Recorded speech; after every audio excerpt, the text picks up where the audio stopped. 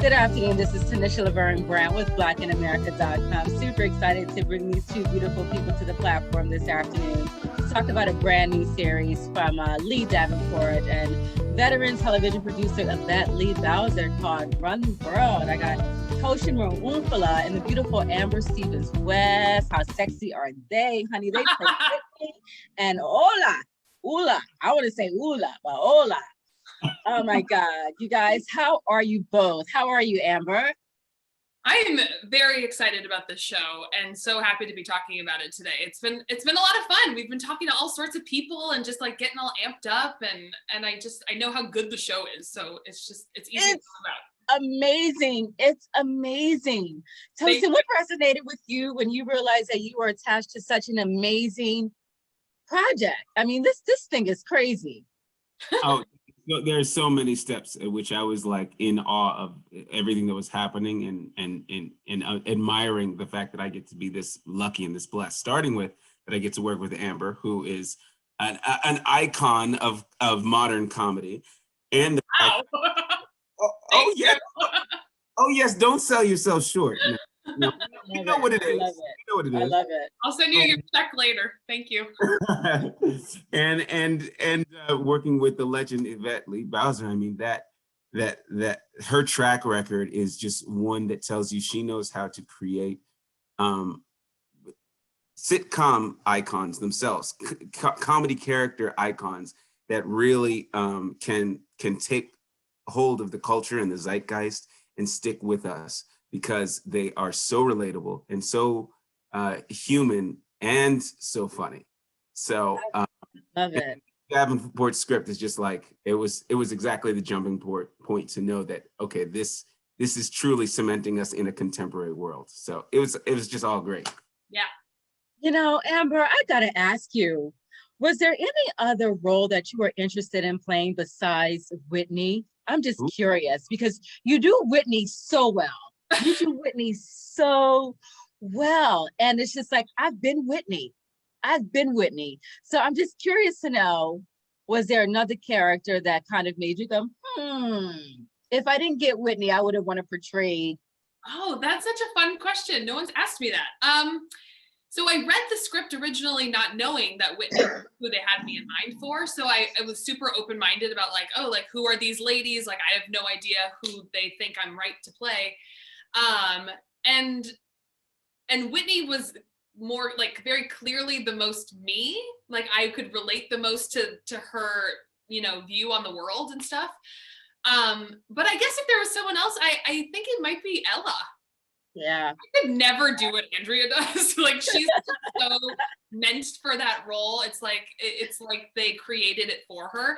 But the struggle that she's going through, I think a lot of people identify with, and feeling like you've got it all and then everything is, the carpet's ripped out from underneath you and then you're floundering and you're falling and you don't know what's going to happen next. I mean, I can just so relate to that, to what she's going through in this whole first season, and her approach and view in the world, I think I can relate to as well. So maybe Ella.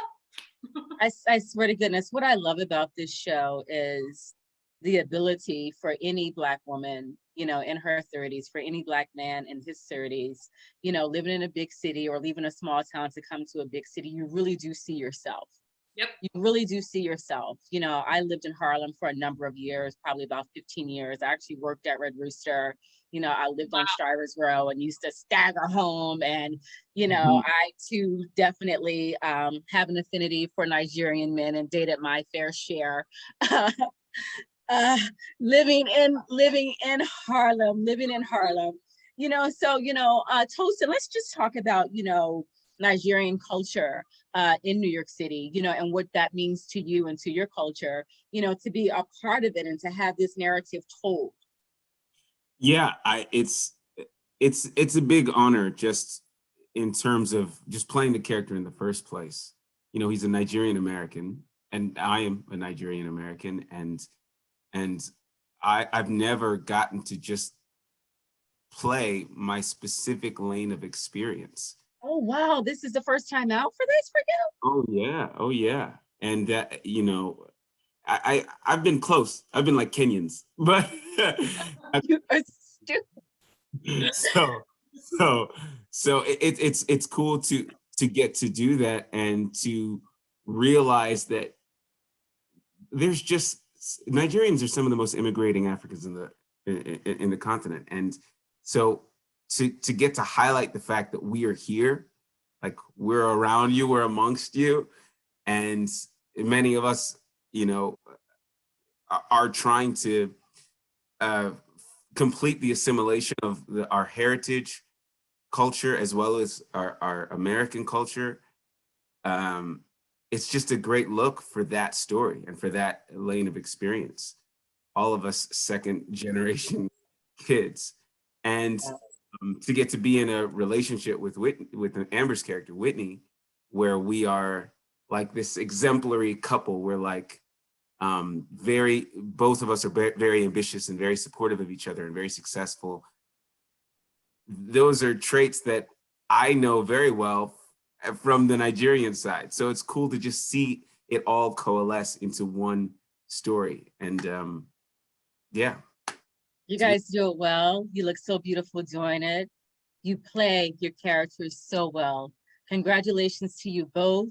I'm rooting for Whitney. I understand Whitney. I was a woman who was engaged to be married at 25, and of course it ended by the time I was 30. We never even made it to the altar.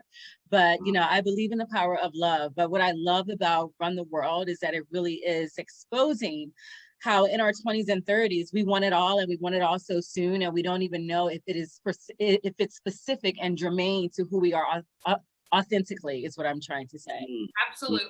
Absolutely. I'm so glad that you feel that way. That's awesome. Yeah. Well done. Congratulations. You guys tune in to Run the World on Starz, coming out in May. Stay tuned. It's an amazing series. Yvette Lee Bowser, Leigh Davenport executive produced this baby. You guys are going to love it. Tanisha Laverne Grant, blackinamerica.com.